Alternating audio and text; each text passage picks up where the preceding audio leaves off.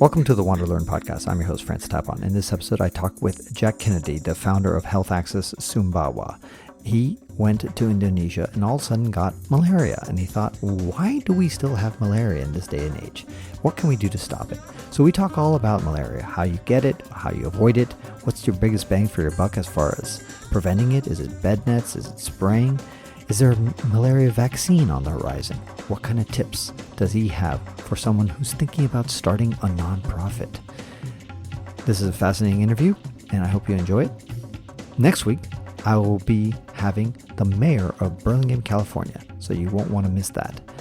Lastly, do go to TourRadar.com/WanderLearn to have a chance to enter an amazing contest and win some travel-related prizes. Check it out. TourRadar.com/WanderLearn. Now, enjoy the episode.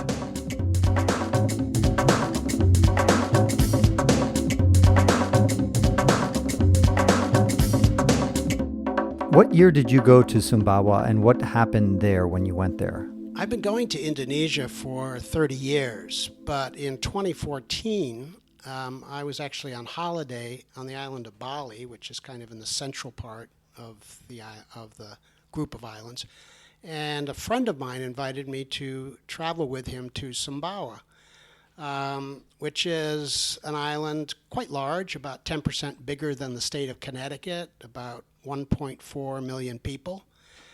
It's part of a province called Nusa Tenggara Barat, and which includes several different islands. And that area is very poor, has very limited resources. To give you some sense of the difference between Bali and Sumbawa, in Bali there's, I think, over 6 million tourists from overseas that come every year to Bali. In Sumbawa, there might be 600, and the island is twice as big. But hold on, why did your friend want to go to Sumbawa, and why did you want to follow him there? Well, I had never been, and I had heard that it was gorgeous, all of those islands. I didn't know much about Sumbawa itself, but I had heard about Flores and Sumba, which has a very exotic culture of men fighting on horseback with spears, and people die every year. And so it's this sort of wild east of Indonesia that has always intrigued me, but never really had an opportunity to go.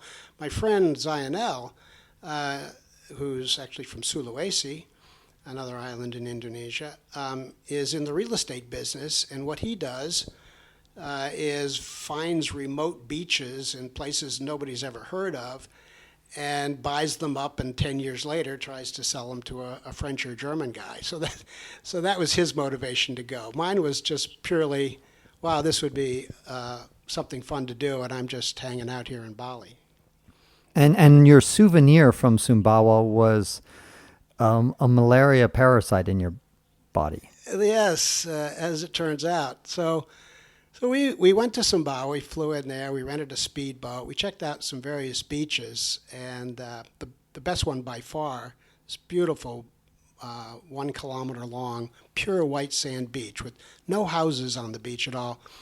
And I said to Zainal, let's go explore this. This is like unbelievable. I think I saw it on Google Earth.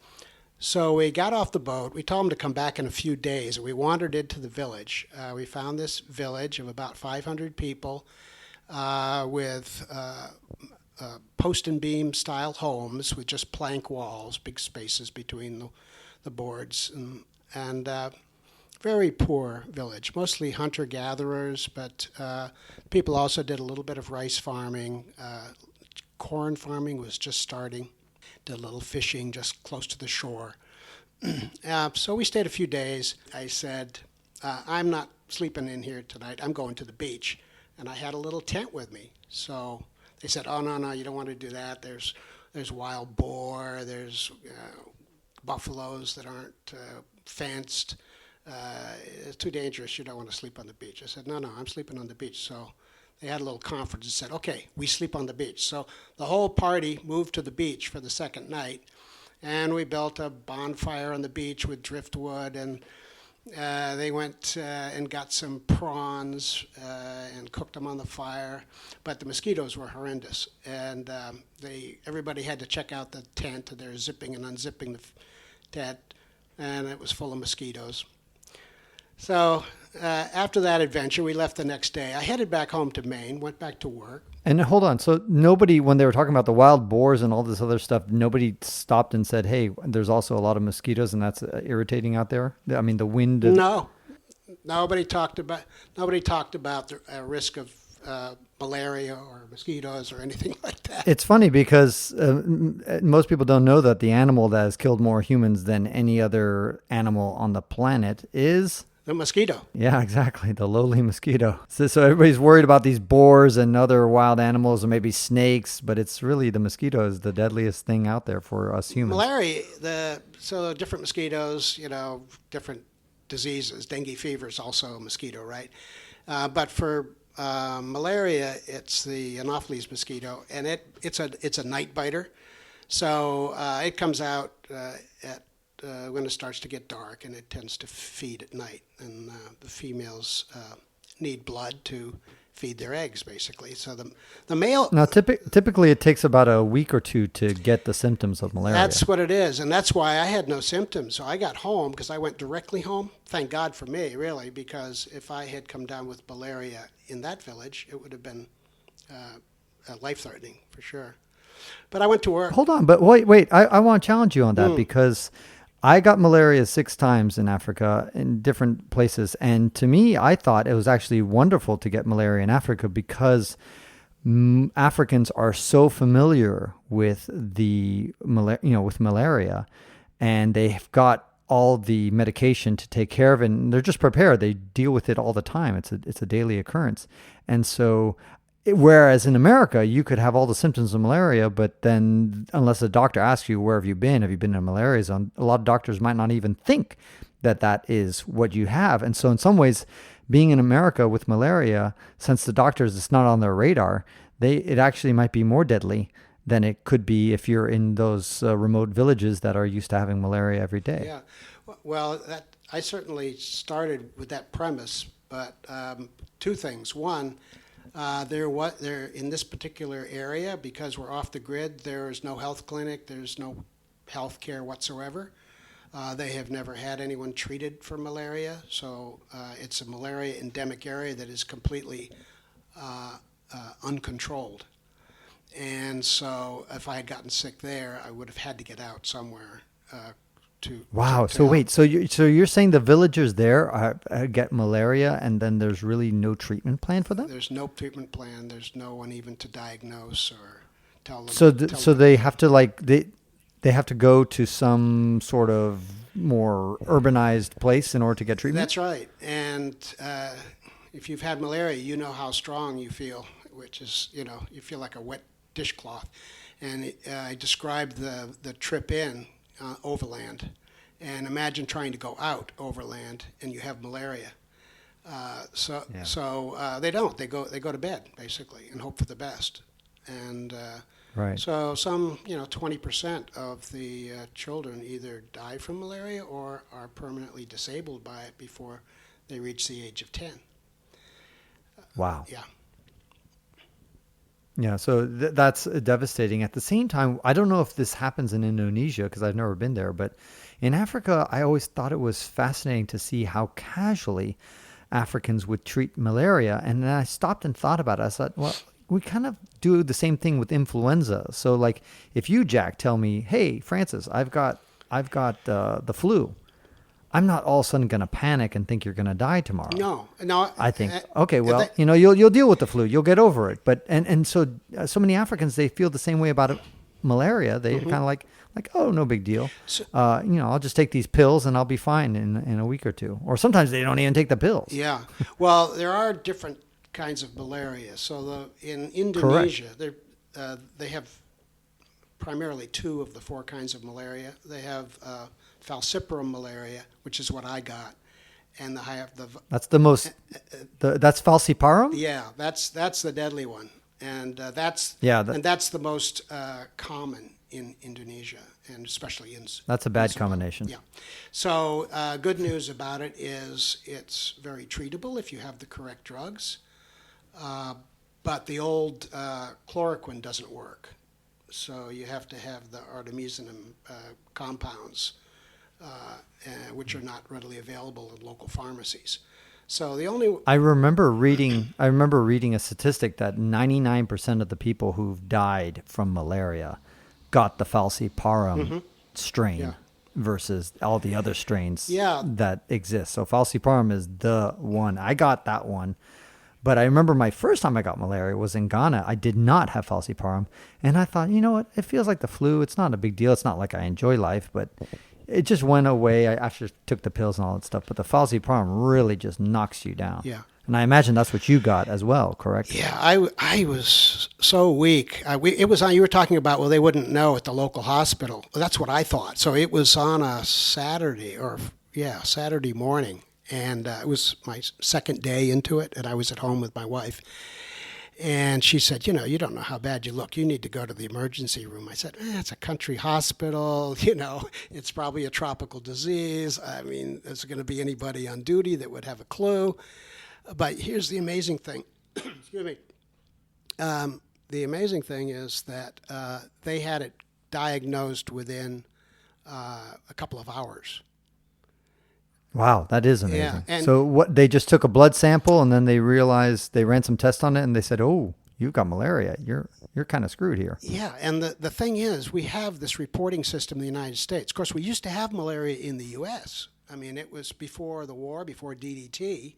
It was very common. Right. Sure. And especially in the South. In the South, Florida, the Carolinas, but we even had it up here in Maine. Back in the 1700s. Well, yeah. So the way we got rid of it was not only spraying the bejesus out of the South from aerial, spray trucks and aerial spraying and everything else to kill all the mosquitoes, but we also had a reporting system so any case of malaria in the United States must be reported up the chain of command back to the CDC. And there's also a facility. So if you get malaria, you go to the hospital. They can send a blood slide, digitized blood slide to the malaria desk, and they have a malaria doctor there 24 hours a day who will get right back to you with a diagnosis and tell you how to treat it. So it can be the smallest, country hospital, but they have backup support. And then once I got home from the hospital, I got a call from someone who told me she was the state public health nurse. And I asked her, and she asked me a lot of questions about, was I alone? Did I take any prophylactic drugs? And I said, why are you asking all these questions? She says, oh, it's the law. I have to report all this to the CDC. So that's the difference between the Western countries that have eliminated malaria and the emerging countries that are trying to get rid of malaria. It requires this kind of intensive management because, of course, there is no vaccine for malaria yet. They're working on it, but they don't have any now. Is it all just documentation, just being meticulous about these things, or do the countries that live in these tropical zones have a built-in disadvantage just because the weather is so favorable for mosquitoes and it's so easy for mosquitoes to reproduce there, and it's very hard to get their numbers down versus in other places they may not have such a prolific because they're above the tropics? Yeah, it's certainly a challenging natural environment, but it probably is equally so in Florida, or at least in South Florida, Texas, probably parts of Texas. So it's, I think it's very doable. Well, here's an example. Let's talk about Indonesia for a second. There's about 2 million cases of malaria a year in Indonesia, but actually 70% of the population lives in communities which are malaria-free. Now, what would those communities be? They would be primarily on Java and Bali, where there's a fairly big middle class, or where there are a lot of tourists. So where there's money and motivation, you can eliminate malaria. Where there is no money and limited management skill, then malaria persists. Isn't there also a correlation between the amount of forest and urbanized, versus urbanized? I imagine it's much easier to get rid of malaria in Singapore, which is very urbanized, because they don't have that many still pools of water, versus, let's say, a jungle that has endless little pools of water for for mosquitoes to reproduce in. Well, it's true that urban areas are much lower risk for malaria. That's true in Indonesia as well. So even if you take even in Sumbawa, so most of the lower infection rate areas in Sumbawa would be in the cities, towns along the main road. But I don't think that's because of the difference in standing water. I think that's the difference there is the access to prevention and treatment. Because let's talk a little bit about how malaria actually is transmitted. Okay, it's transmitted by the mosquito, but it's from human to human. So that it requires a reservoir of the parasite in the human population for the mosquitoes to transmit it to other people. This was actually the insight that we had when we decided to try to eliminate the malaria in Sili, Machi, and Panobu villages in this remote off-the-grid area. Because the more I started learning about malaria, the more I realized that the isolation was also potentially the condition that might allow us to actually be successful and eliminate malaria from these communities, which had suffered with malaria for hundreds, maybe thousands of years. And I proposed to a couple of friends that we put together a little fund and go back there and try to eliminate malaria in 3 villages within 3 years for about the price of an automobile. And we actually did it. The technique that we used was based on the following. If the malaria can only be transmitted if it's in the human population and the mosquitoes are biting someone who's sick and then transmits it to someone who is well, if we could eliminate the malaria in the human population by screening and treating everyone, 100% of the population, and keep them completely malaria-free for 30 days, mosquitoes in the wild only live for 2 or 3 weeks. So all the infected mosquitoes are going to die. And once you get past the 30-day mark, there is no more malaria in the human population. You've eliminated the reservoir of the parasite, and now you've rendered the Anopheles mosquito harmless, unless somebody comes from outside and reintroduces it. But because of the isolation, there was much less frequency and much less risk of that happening. So that was the theory that we had, and I called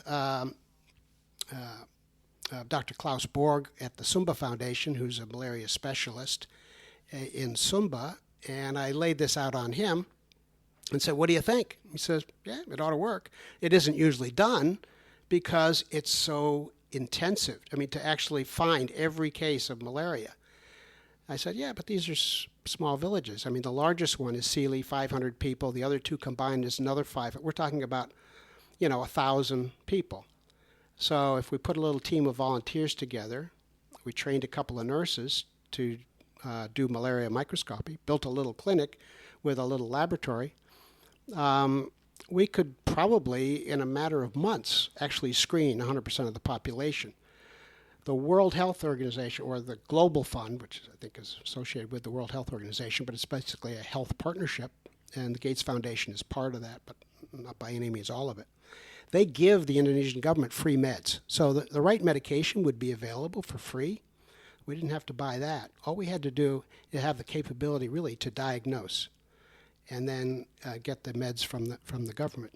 So the tragedy was right over the mountain in the district hospital, there was malaria medication. And lots of times it didn't get used and it went by the sell-by date passed, they sent it back to Jakarta. Meanwhile, you got people dying on the other side of the mountain of malaria. It just seemed like a crazy situation. My first thought when I started thinking about how lucky I was and how unlucky the people I had met in Sumbawa were, my first thought was somebody should do something. So then I'm thinking, well, who? I'm thinking, well, the Gates Foundation or the Indonesian government, and so then I thought, well, I'm going to try to talk to them about that. But first, I have to understand enough about malaria to be able to tell them what I think they should do. And that's kind of how I got to the solution. Then I realized, no, if we don't do it, nobody else is going to do it. I mean, if they were prepared to do it, they would have already done it. And so that's how we got into it. And it started out with just 3 people using their own money. But now we're a 501c3 recognized by the IRS here. We've started a formal nonprofit in Indonesia, and we just got registered in Australia as well, because there are quite a few Australian surfers that know Sumbawa, so they would be a good population to support the work. So, Jack, why, when you went to Sumbawa, why didn't you take some sort of preventative medicine against malaria? It wasn't very bright of me, was it? Well, here was the thing. As I said, there's no malaria in Bali. I've been going to Bali for years. I just didn't think about the fact that Sumbawa might be different, This is the thing, out of sight, out of mind, Right, but my question is also, like, when those villagers, when you tell them, hey, we're going to go sleep on the beach, if it's as deadly and as devastating as it should be, you would think that they wouldn't just talk about the wild boars, that they would also say, and by the way, there's, malaria biting mosquitoes. Do they just not know the correlation between malaria and mosquitoes yet? Or they just don't think it's a big deal? I think it's just like the wild boar. It's just one of the risks of life that they live with, They have so many. They have typhus. They have malnutrition, So I don't think malaria necessarily rises in their minds to the top of the list of the the things that they have to cope with in life. Is there education? In other words, a lot of times in Africa, for example, which is I know a lot better than just because I spent 5 years there goofing off, I would say that a lot of Africans don't even know there's lack of education in certain situations where their baby might die and they just might think an evil spirit came and ate, like destroyed it. And they may not even correlate the fact that, I would ask people like, how did your father die? He just got sick. I'm like, yeah, of course, but what? And they're like, I don't know. He just died. So I don't know if the same thing goes on over there in Indonesia. Well, it does in these remote areas, especially because, right. If there's no coroner, right? Someone dies, you bury them the next day. That's it. So there's no death certificate. There's, someone hopefully writes it down in a book, but so they don't have any data as to cause of death. And whatever descriptions they might have would be very general because they have no way to really diagnose what the problem was. So yeah, lots of times they might, children might die of malaria. So the most vulnerable, right, it would be pregnant women, unborn fetuses, children under 5, the elderly, people with impaired immune systems for whatever reason, people who are very anemic, maybe because of poor nutrition. So these are the people who are most vulnerable. Do you have any idea, Jack, how many weeks, months you can take these anti-malarial medicines, the stuff that prevents you from getting it in the first place? At what point does it become like not a good idea to keep taking it? Like if you're in Africa for 5 years like I was, I didn't even take it after a certain point. I don't know about taking it as a prophylactic for years, but I have certainly taken it for 60 days. And I'm the Malarone, which I think Malarone, or the generic version of Malarone, which is cheaper, is probably the safest, most easily tolerated by the most people. I know there's some Peace Corps workers in the United States Peace Corps. Some of them take it for 2 years that's their 2-year stint. Yeah. They take it the whole 2 years. I haven't had any real symptoms or adverse, consequences from taking it for 60 days. So I wouldn't. Yeah. I wouldn't. Of course, you want to talk to your doctor because you might have some special condition, or it might not mix with your meds or something like that. But I mentioned that simply because some people might be listening to this and say, well, why don't those villagers just take Malarone all the time? Yeah. Like every day, just like a vitamin, just like take it every single day for like 30 years or for 80 years or however long you live. Yeah. No, well, it'd be prohibitively expensive. It would be unavailable. But what they have done in China as an elimination strategy, and it's, I think, not yet endorsed by the World Health Organization, but it might come to that, is they'll go into a whole population, let's say a city of 50,000 people, and they just, without diagnosing, they just treat everybody for malaria for 30 days. With the idea that you eliminate the malaria, again, the reservoir of malaria from the human population, render the mosquitoes harmless, and now you have effectively eliminated malaria. It will come back. That's very funny because that reminds me of when I can't remember what country I was in Africa, and these guys, whenever they feel like, oh, I got a little headache, oh, my back aches, whatever, the toilet didn't flush right, whatever it is, they go ahead and they assume that malaria is the cause. And so they'll go off to the pharmacy and buy the malaria medicine, which only costs, let's say, $1. And then they just take it. And then I'm like, well, don't you want to go to a doctor and first find out, test your blood before you to verify whether the fact that your elbow hurts is caused by malaria? They're like, no, because the test costs like $5 and I can just buy the medicine for $1. Yeah. So, and that's probably that's probably chloroquine, don't you think? Because that would be a probably lot cheaper. The newer compounds are pretty damn expensive. I mean, in this country, it's like $600 for a 60-day supply. So. Right, but then it's compounded by the fact that probably at least half the cases they don't even have malaria. Oh yeah, they just got a regular headache. Right. Oh yeah. Well, they didn't sleep well the previous night or something. It's I don't know. It might be providing some prophylactic purpose. This does raise an interesting point though. So one of the burdens on us is that now that we have eliminated the malaria in these villages, should it come back, the people who had developed some partial immunity are going to be hit a lot harder. So, if this is one of the dangers, if you go in with a program like this and you eliminate the malaria and keep it clean for, let's say, 6 months, a long enough period of time when the partial immunity has worn off, and then you leave and they don't have health care anymore, and it gets reintroduced from people from outside, and it will fairly quickly, within about 3 years, be back to where it was before. Once it starts coming back, you could have quite a few deaths from people who otherwise, had some partial immunity. So you have to continue to provide a basic level of primary health care and be ready to diagnose and treat malaria once you do this. Yeah. What do you think about this notion that some people have been tossing around, this whole idea of genetically engineering, I think it's males or females, I can't remember which one, to not be able to reproduce and therefore, as a result, kill off the mosquito population by making them infertile? I suppose female Anopheles mosquitoes are the favorite food of something, but there's always that risk, isn't there? The unintended consequences. What seems like an obvious universal good, get rid of Anopheles mosquitoes, might have a downside that we're not smart enough to understand. So that's the problem with it. Much better, I think, to go after the parasite rather than to go after the mosquito.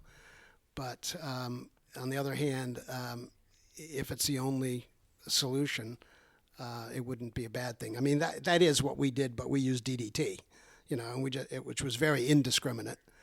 So if it was something very targeted only to the Anopheles mosquito, well, they would be doing, a better control job than we did in this country and than the Europeans did, because we have better tools. But it just reminds me of that guy, Thomas Austin, the landowner in Victoria. He came out in 1859. He went with 24 wild rabbits from England, and then he released them into Australia. Yeah. And those 24 wild rabbits multiplied into the millions. Yeah. And, There you go. again, just unintended consequence. And then they just devastated the entire ecosystem Yeah, there. that's the problem.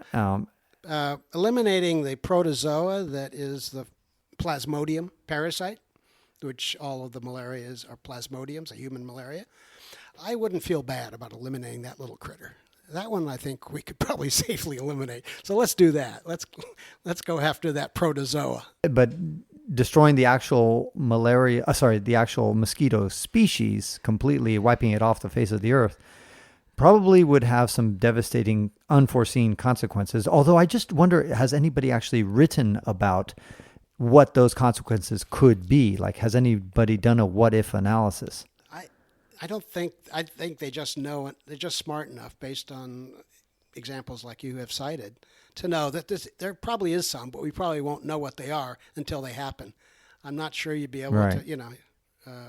to fully research it in advance and know. But, Now, in September of 2019, you expanded your malaria program to include the village of Mata, which has about 1,500 residents, 350 homes, yeah. and you treated 900 beds. Now, do you find that what's the most bang for your buck? Is it the bed nets, like so many people say, or is it something else? Well, you need a combination. So the first thing we always do, we go into a new community like Mata, which we're just doing now, actually. We have the bed nets actually at my house in Bali, and I'm going over on the 10th of October, and we're going to install them in homes. This is a village of 350 homes, 1,500 people. So the first step, it's an easy way to knock down the infection rate by a third. All right, so 900 nets will take care of 1,500 people. So we get that done first. And then we go through the methodical process of screening for malaria to eliminate the malaria from the human population. So we find all the cases, we treat everybody, we keep them malaria free with the hope that when we get done with this process, within a 2-year period, we'll basically have eliminated for the first time ever malaria from that village. So, but we can, in a matter of a month from when we start, we can get everybody sleeping under insecticide-treated bed nets. And it's kind of an alternative to spraying because these nets now are impregnated with a very high-tech, safe mosquito repellent. So it's a much safer way to provide some protection as compared to spraying the interior of the home with DDT, which is the alternative, and it's still used, actually, not in the U.S., but it is still used in the third world, or the developing world. And do you find there's an education challenge there as well with regard to bed nets? For example, I remember when I was in Benin, a lot of people had bed nets that were donated by some NGOs, and then they still didn't use them because it was still too hot. When you're underneath a bed net, for those who've never experienced it, it really cuts out the ventilation. Even if you have a fan in the room pointed right at your face, you won't feel nearly as much of the fan's ventilation because the net is so so small, because of course it's got to prevent a mosquito from getting in, that it's almost, I'm exaggerating, but like a wall. I mean, so therefore you get hot. And so what you would see is, I would see these Africans just sleeping out on the outside so they could feel the breeze, and they would just be out there in the open because it's so hot and humid. It's more comfortable than being inside underneath the bed net. Yeah, that is a problem. And of course, that's very climate specific. So we're in a coastal climate in Sumbawa. It does cool down a bit at night, so it's not as much of a problem as, say, interior Asia or Africa, I'm sure. But we still have people who object. But we do a couple of things. One is we buy only the queen size bed nets, and then several people sleep together. Like often, a couple of brothers or 3 sisters will sleep under one net. Just being a little bit bigger gives you more air. That helps. And the newer nets are a little bit better. So I sleep under a net every night when I'm down there, and I open the windows. So there's no screens or anything. I just open up the shutters, and the breezes come through. And we don't have electricity, so I don't have any fan. And I'm usually pretty comfortable. So, but yeah, I can certainly imagine, let's say in Laos or Cambodia, you're interior, you're not by the sea, and if you don't get any breezes, it doesn't really cool down much at night, and yeah, it might be unpleasant sleeping under a net. So, but it's pretty effective in Sumbawa. Most people will Okay. accept it. What do you think of the other treatments that people have proposed for malaria and some of the more advanced, either vaccination, for example, as a potential solution, which would be, seems like the ultimate solution. Do you, there's somebody even told me yesterday, in fact, they said, but they've discovered already a vaccine. And I was like, well, I don't know how true that is. I've heard that thing announced many times. They're testing a vaccine. I think in Africa, it's only 40% effective, but it's the best they've got. So they're testing children in a high-risk community in Africa. And I think there's several thousand people that it's being tested now to see what the efficacy is. But that's not a cure, But hopefully that's the ultimate. Apparently, it's very, very difficult. Scientifically, it's very challenging. The protozoa has so many different stages that it goes through, and apparently it's just devilish to develop a vaccine for it, or they would have done so a long time ago. They have better diagnostic techniques, or let's say newer diagnostic tests, but not better. Actually, the gold standard for diagnosis is still, microscopy, and you make a blood slide, you put it under a microscope, and you examine it, and you've been trained to identify the malaria parasite. That's still considered the gold standard, and Dr. Klaus runs a malaria school that in a month can teach a nurse to do that. And that's how we do it. I think we may be the only medical facility in Sumbawa that does use a microscope to diagnose malaria. The alternative are these newer antigen-based little cassettes. So it's kind of like a pregnancy test. You put a drop of blood in there, and you put a little enzyme on it, and it changes color. But they can be unreliable, and they don't give you as much information, so you don't always know what kind of malaria it is or what the percent infection rate is. So but that's because it's quick and easy and it doesn't require much training. That's pretty much what people are using in Sumbawa. I know at the regional hospital and so forth. It's hard to keep them on track with the using the microscope. It's just more work and takes a little more time. But you can turn it around in a few hours, so it's not that long. But you get a better. What about your plans regarding expanding Health Access Sumbawa, your nonprofit? One strategy is to expand within Indonesia, which it sounds like you've already done with the village of Mata, but also going to other countries in the world. How do you balance that decision? Because you obviously have limited resources, limited time, and funds to spread this effort. There's a national goal in Indonesia, and it's part of a global goal out of the UN to eliminate malaria from most countries by 2030. Very ambitious goal. Indonesia has signed on for that goal. Sumbawa has signed on for that goal. At the current pace, there's no way they're going to make it. When you consider that there are all of these little communities, let's say 20% of the population of Sumbawa is living in these little isolated communities where there's essentially no health care. So the government's not even going there. So, and if 80% of the malaria is in these communities which they don't serve, then if they keep doing what they're doing, they're not going to be able to eliminate malaria from Sumbawa. So it appears to us that this 80-20 rule, this might be the opportunity for us to do a pilot project of scaling up where we focus on these types of communities.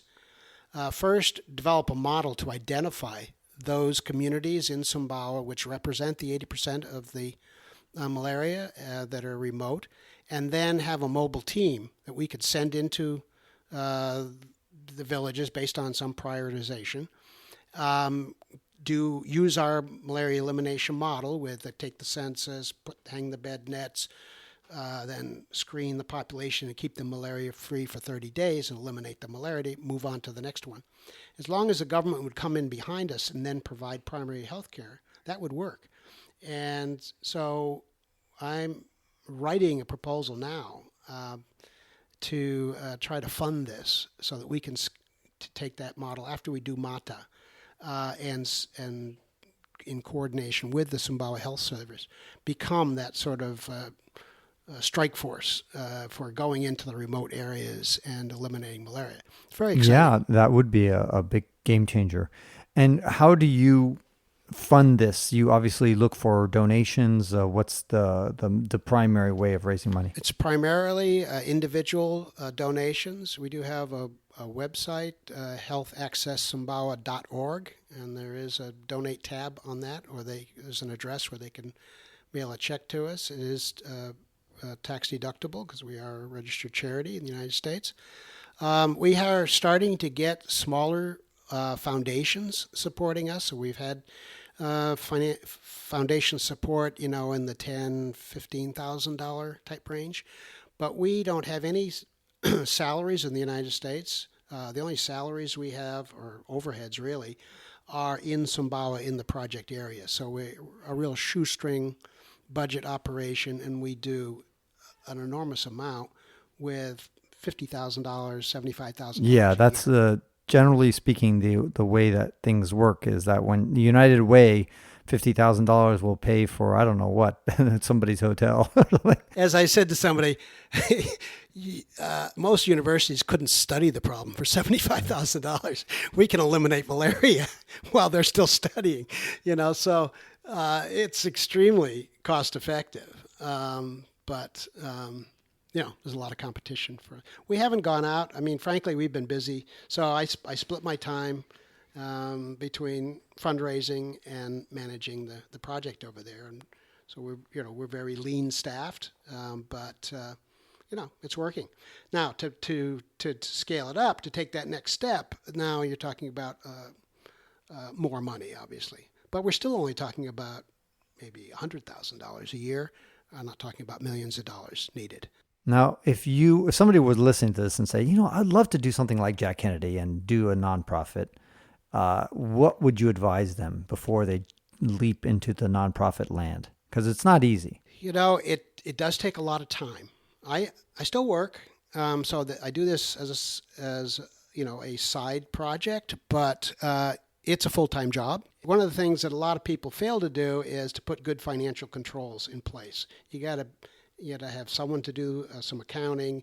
If you're going to be sending money overseas, you got to find somebody you can trust to handle the money over there, and you got to require good accounting. And we've come up with a clever little system which could never have been done before the internet, but now with all of the everybody's got a mobile phone, and if you get an internet connection, this works great. So you find someone in this remote village off the grid, keep the books. Every time they buy anything, they write it down in their ledger.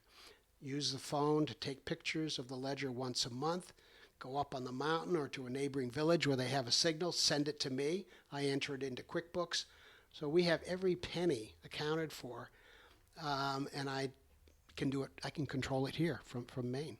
So that works really well. And if anybody is interested in doing something like this, or wants to, is already doing it and wants to share their experience with me, give me some tips, or might have some ideas they could use. Networking is so important. Talk to other people who are doing it, and don't try to reinvent the wheel. You got to find someone who's more experienced than you, that has the specialized expertise, and put all that in place before you start. But it is so rewarding. I mean, this is probably the happiest period of my life. I'm now 73. I'm working harder than I ever have, but I have such a feeling of purpose and so much satisfaction. And Francis, going to Africa, and so that hanging out with the kids, so they may have no money, but they're all smiles and being around younger people as much as we are working doing this kind of work is just it's like the fountain of youth, really. It's just fantastic. So I highly recommend it. What do you say about to the people who kind of have a snooty attitude? I see it all over the internet every time I post a video. People say about the white savior complex. In other words, the guy, how do you deal with that? Well, I take it to heart. I mean, I think you do have to be careful of that. I grew up in a State Department family, and Dad was a specialist in tropical medicine, and this is back in the 60s and 70s, and there was quite a lot of that, But the other thing about U.S. foreign aid is it tends to follow war zones, right? So quite a bit of our aid is actually military aid, and even that which is not military aid, a lot of it is reinforcing foreign policy goals, which I suppose, is what voters would expect. But it means that a lot of the money is in these war-torn areas, and in some cases, we're occupiers.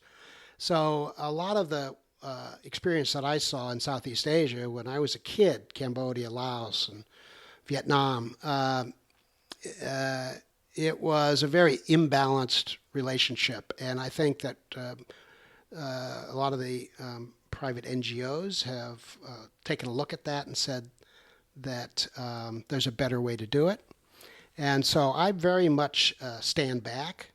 So everything is run by Indonesians. The only salaries we have in the organization are Indonesians.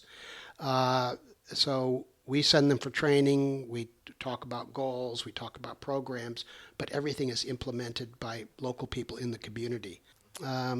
We're not making that mistake, but it's difficult to be self-critical. So I'm sure we step over the line from time to time because sometimes you're impatient and you just you can see a better way to do it. But the fact that I think it's actually an advantage. If I was living there all the time, I would have a very hard time resisting stepping in and running the show. But the fact is, I'm still resident of Maine. I go over twice a year. I spend a couple of months, 3 months now, in project area, but I'm not there all the time. And they have to run the whole show when I'm not there. So they are definitely acquiring skills they didn't have, management skills, medical skills, running of an institution, doing the bookkeeping. They're doing everything. So we're definitely transferring a lot of knowledge and process that I hope will outlive me. Speaking about outliving you, Jack, is there any point when you would say, okay, we've done it. We've succeeded. We can shut down operations. We can declare success. And let's all close down the operation of this nonprofit Health Access Sumbawa, and let's all go home because we've accomplished our task. So originally, you're supposed to close in 3 years because it was a project. It wasn't going to be an NGO. We were just going to put some money in a pot, and we were going to eliminate malaria from 3 villages in 3 years for the price of a car, call it good, and go home. And Klaus said, no, you can't do that. Says now you got to provide primary health care because it'll just come back. So that's what kept us in the game. But my strategy is to phase us out over time. But who is the likely successor? Basically, it's the Department of Health. Okay, so we're doing work that in a more developed country, the Department of Health would do. So we work very closely with the Department of Health in Sumbawa. We make our facility available. So if they have a visiting nurse, for example, to do inoculations, they now use our clinic for that. And eventually, we'll turn that over to them. And as we scale up now, we're not anticipating building clinics all over Sumbawa. We don't want to do that. We want to do it in partnership with the health department because even though, getting approvals is so difficult. I mean, it moves so slowly. It would be so much easier to just say, we're going to have 5 health access Sumbawa clinics and just go do it, But then what do you're basically competing with the local health service. And what are you going to leave behind? who's going to run it if you leave? We'd love to work ourselves out of a job. None of us are getting paid, you see. So if we could work ourselves out of a job, that would be the ultimate goal.